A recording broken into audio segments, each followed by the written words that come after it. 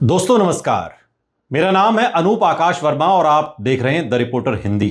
उत्तर प्रदेश की राजनीति में इस समय सबसे चर्चित मामलों में से एक अयोध्या के राम मंदिर के चढ़ावे में कथित गड़बड़ी का मामला है। ये विवाद इसलिए भी महत्वपूर्ण माना जा रहा है क्योंकि राम मंदिर केवल एक धार्मिक स्थल नहीं बल्कि करोड़ों लोगों की आस्था का केंद्र है। इसी कारण जब मंदिर में चढ़ावे की नकदी के प्रबंधन में अनियमितता की शिकायत सामने आई तो श्री राम जन्मभूमि तीर्थ क्षेत्र ट्रस्ट ने स्वयं इसकी जांच कराई और बाद में पुलिस में एफआईआर दर्ज कराई। एफआईआर के बाद पुलिस ने जिन लोगों के खिलाफ कार्रवाई की उनमें अविनाश शुक्ला, लवकुश मिश्रा, अनुकल्प मिश्रा, मनीष कुमार यादव, करुणेश पांडे, रमाशंकर मिश्रा, रमाशंकर यादव उर्फ टिन्नू यादव और सुभाष श्रीवास्तव के नाम शामिल हैं। जांच एजेंसियों के अनुसार इनमें अधिकांश लोग मंदिर में आने वाले चढ़ावे की नकदी की गिनती, रिकॉर्ड तैयार करने,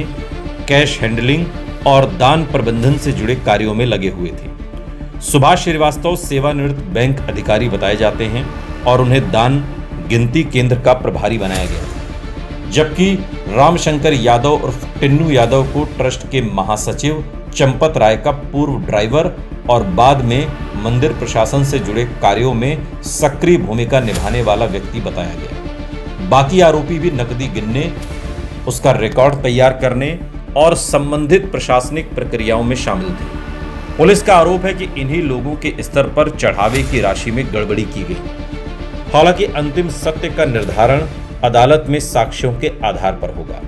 इस पूरे मामले में सबसे बड़ा राजनीतिक सवाल ये उठ रहा है कि श्री राम जन्मभूमि तीर्थ क्षेत्र ट्रस्ट के महासचिव चंपत राय का नाम एफआईआर में क्यों नहीं है। इस प्रश्न पर विपक्ष लगातार बीजेपी और ट्रस्ट पर निशाना साध रहा है। हालांकि उपलब्ध आधिकारिक दस्तावेजों के अनुसार एफआईआर ट्रस्ट की ओर से दर्ज कराई गई शिकायत के आधार पर उन लोगों के खिलाफ दर्ज की गई है जिनके खिलाफ प्रारंभिक जांच में प्रत्यक्ष भूमिका के संकेत मिले। अब तक किसी जांच एजेंसी ने सार्वजनिक रूप से ये नहीं कहा कि चंपत राय के खिलाफ ऐसा कोई प्रत्यक्ष साक्ष्य मिला है जिसके आधार पर उन्हें आरोपी बनाया जा सके। यही कारण है कि उनका नाम एफआईआर में शामिल नहीं किया गया। हालांकि एसआईटी ने उनसे और ट्रस्ट के अन्य वरिष्ठ पदाधिकारियों से पूछताछ अवश्य की है।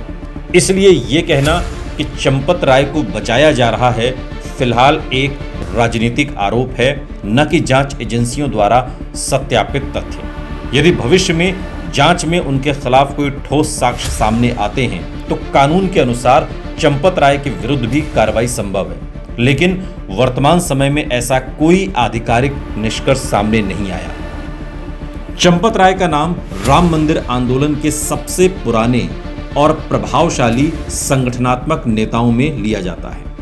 उनका जन्म उत्तर प्रदेश के बिजनौर जिले में हुआ था। शुरुआती जीवन में उन्होंने शिक्षक के रूप में काम किया, लेकिन बाद में पूर्णकालिक सामाजिक सांस्कृतिक कार्यकर्ता बन गए। वो लंबे समय तक विश्व हिंदू परिषद से जुड़े रहे और संगठन मंत्री सहित कई महत्वपूर्ण जिम्मेदारियां संभाली। 1980 के दशक के उत्तरार्ध में जब राम जन्मभूमि आंदोलन ने गति पकड़ी तब चंपत राय आंदोलन के प्रमुख रणनीतिकारों में शामिल हुए।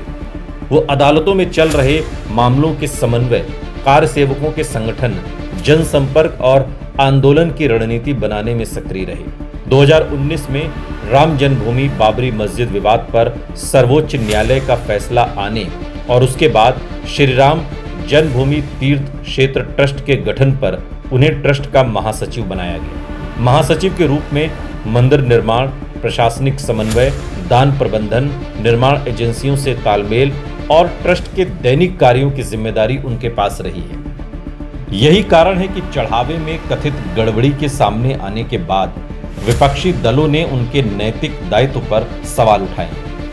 दूसरी ओर ट्रस्ट का कहना है कि जैसे ही अनियमितता की जानकारी मिली उसने स्वयं जांच कराई और पुलिस में मामला दर्ज कराया, जिससे ये साबित होता है कि ट्रस्ट अनियमितताओं को छिपाने के बजाय कार्रवाई के पक्ष में है। राजनीतिक स्तर पर समाजवादी पार्टी सहित कई विपक्षी दल आरोप लगा रहे हैं कि जांच केवल निचले स्तर के कर्मचारियों तक सीमित रखी जा रही है और वरिष्ठ पदाधिकारियों की भूमिका की पर्याप्त जांच नहीं हो रही। वहीं ट्रस्ट और बीजेपी का कहना है कि जांच कानून के अनुसार चल रही है और किसी भी व्यक्ति को केवल पद के आधार पर आरोपी नहीं बनाया जा सकता। इसके लिए साक्ष्य आवश्यक है। कुल मिलाकर ये मामला अभी जांच के चरण में है।